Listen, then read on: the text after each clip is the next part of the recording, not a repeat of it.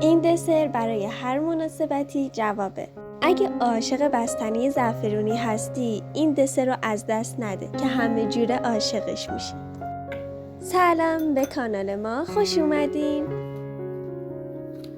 3 قاشق غذاخوری پودر ژلاتین داخل ظرف میریزیم. این دسر رو برای هر کی درست کنی عاشقش میشه و ازت دستورشو میخواد. پس تا آخر همراهمون باش، مطمئنم درستش میکنی.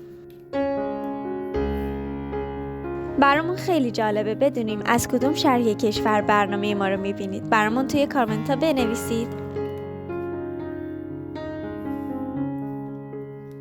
این دسر فوق‌العاده راحت و خیلی به صرفه است. دوستان ممنون میشیم با لایکاتون کمک کنید بیشتر دیده بشیم. با نصف پیمان آب سرد خوب مخلوط میکنیم.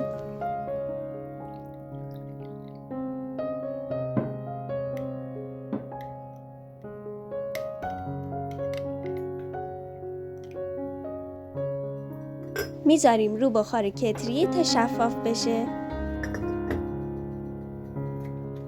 خب بریم بقیه موادمون رو آماده کنیم. داخل یک قابلمه 200 گرم خامه میریزیم.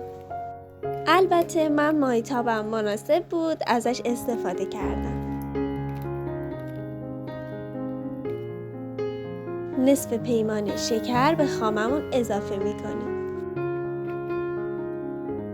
حالا 2 پیمان شیر بهش میزنیم.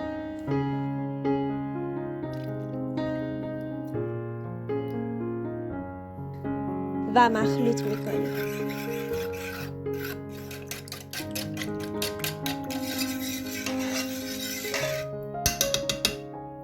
بریم روی گاز بقیه کارمون رو انجام بدیم.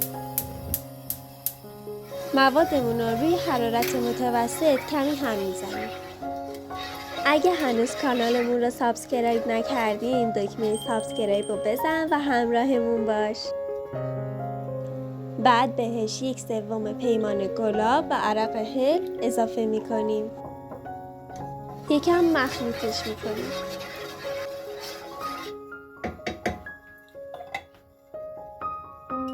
چهار قاشق غذاخوری زعفرون دم کرده اضافه میکنیم و حدوداً 7 دقیقه روی حرارت هم میزنیم. راستی دستور پخت بعدیمون رو از دست ندید. یه غذای هیجان انگیز واسهتون داریم.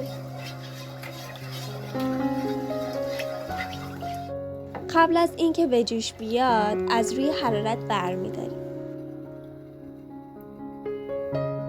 مزه‌اش حرف نداره، خوراک هر فصلیه.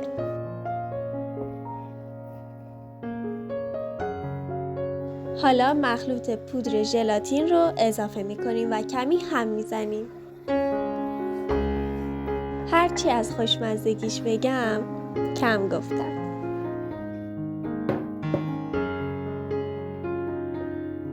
حالا داخل هر ظرفی که دوست داشتید بریزید.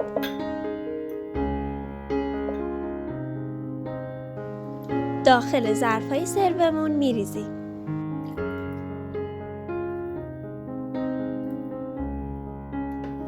درست کنید و لذت ببرید.